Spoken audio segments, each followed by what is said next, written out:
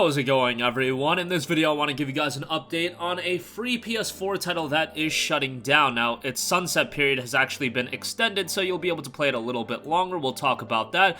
Witcher 3 Wild Hunt, love the game. Its next-gen update has had a few issues, to say the least, and it will be getting a major patch later today, in fact, so we'll talk about that. But first up, Dreadnought has a bit of an update. The update notes, attention all captains. After careful consideration, we have decided to extend the sunset period to July 11, 2023, 2 p.m. CDT. This means that you all will be able to continue playing beyond the original sunset date of March 19th, but with reduced live ops support. To show our appreciation for your support and loyalty, we implemented a permanent 200% bonus to XP and credits from match rewards, effective immediately. We hope this added bonus will make your gaming experience even more enjoyable. We understand that this may be bittersweet news for some of you, but we hope that this extension will give you more time to enjoy the game and create more memories before the end. Thank you for being a valued member of the Dreadnought community. Now, Dreadnought, I remember, was a game that I had been following for a while leading into its release. It just looked like a game that would be a free-to-play title that probably would get a little bit of attention, and I remember my biggest takeaway from the game is that Jaeger Development had actually done some work on the game. And do you guys know what Jaeger Development actually worked on in the past? A little game called Spec Ops: The Line on PlayStation 3, Xbox 360, and PC.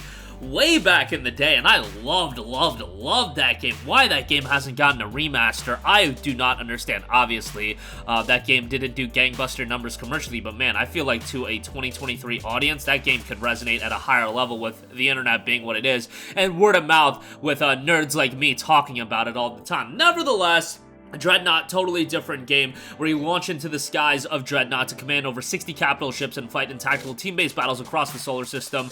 As an outlaw captain, your motivations were simple: to reap the rewards of battle and build your reputation, and to be fearless, doing it armed with earth-shaking weapons and the support of your teammates. You must claim victory by maneuvering, outshooting, and outclassing the opposing team. Warp into battle.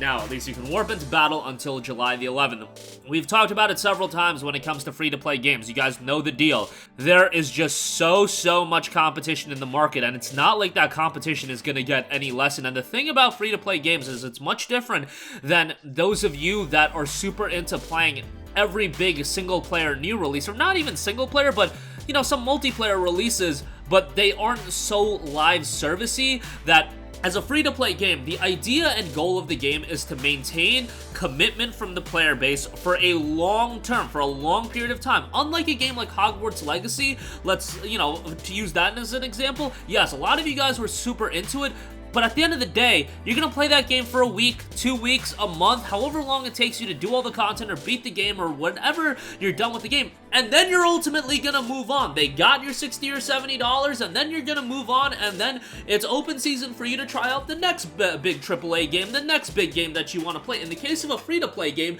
the whole goal is to keep you sustained into that experience for a long period of time. What that means is those people that are super into free-to-play experience, they're going to have to be a little bit more picky and choosy about what games they're really committed to.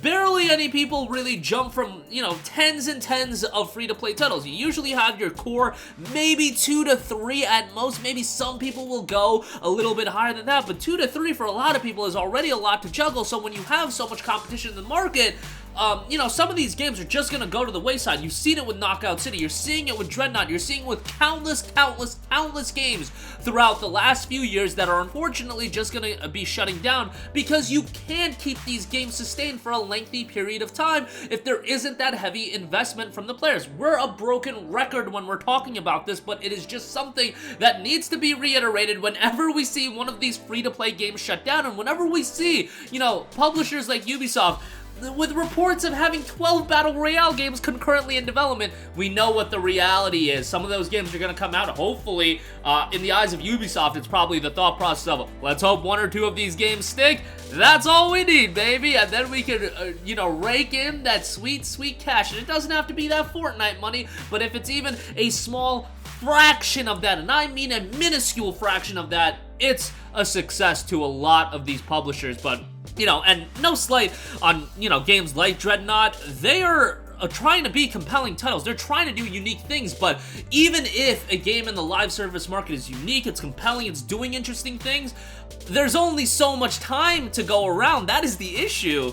And there are so many games at hand here that are really trying to make an impact, and only a very, very few amount can do. So Dreadnought is the latest casualty in that, which is a bummer to see. You never want to see these games shut down just because, you know, there's a lot of people that are working on these games. There's a lot of, I would imagine, you know, I don't know how the restructuring is going to be done in terms of the development studio working on this game. Hopefully everybody is maintained and they can continue working on a new project, and that would be ideal. But yeah, just an unfortunate, sad reality when it comes to live service titles being as big as they are and so many games being in development that, you know, some players might get invested into a game that doesn't have the largest investment from the overwhelming majority of consumers, but, you know, a smaller portion is committed to it, but it's just not enough to keep that game sustained for a lengthier period of time.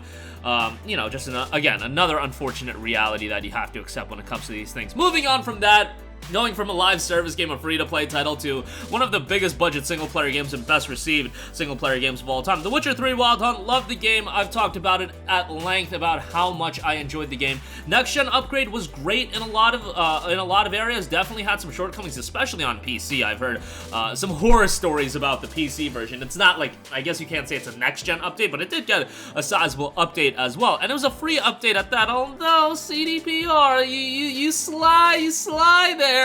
Raising the discount price of it. I had imagined that it was a possibility that would happen. If you guys don't know, Witcher 3 Wild Hunt, the complete edition, would go on sale on the PlayStation Store for $9.99. Once that free upgrade came out, oh, they knew. You guys want the Witcher 3, don't you know? It's gonna be $29.99 though for that complete edition. Honestly, I can't hate it all. I've been telling people to go pick it up and wait for the upgrade to come out, and yeah, they knew the value of that game had appreciated with the upgrade dropping. Nonetheless, I want to mention that there will be an update coming to PC, PS5, and Xbox Series X and S, and in fact, PS4 and Xbox One as well, and it will be coming hopefully later today, as Marcin Momo noted on Twitter. If all goes according to plan, we should be releasing a new patch for The Witcher 3 Wild Hunt later today. The update will be coming to PC, PS5, Xbox Series X and X, PS4, Xbox One, roughly 2 gigabytes on PC, and between 10 to 20 gigabytes on consoles, depending on the SKU and platform. Patch notes will be out along with it. Hopefully that refines the experience quite a bit. I mean, Witcher 3 is still a fantastic game.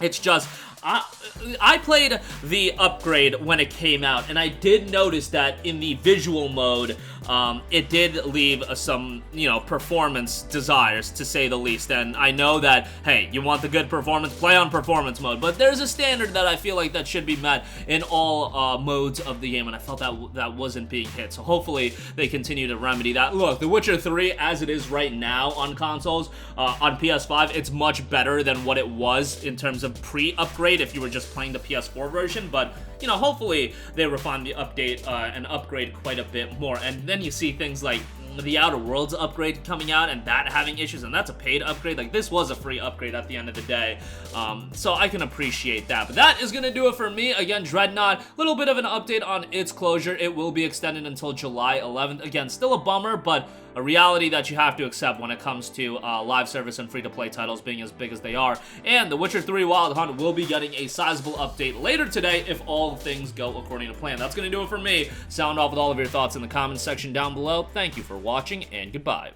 Hey guys, we hope you enjoyed the video, and if you did, make sure to hit the subscribe button, and if you're already subscribed, do us a favor and hit the bell icon. This way you'll be notified whenever we post a new video. That's the best way to keep up with all of our uploads, and we usually try to upload 2 videos a day. And with the bell icon hit, you'll be notified whenever we do upload a video. As always, thanks for watching.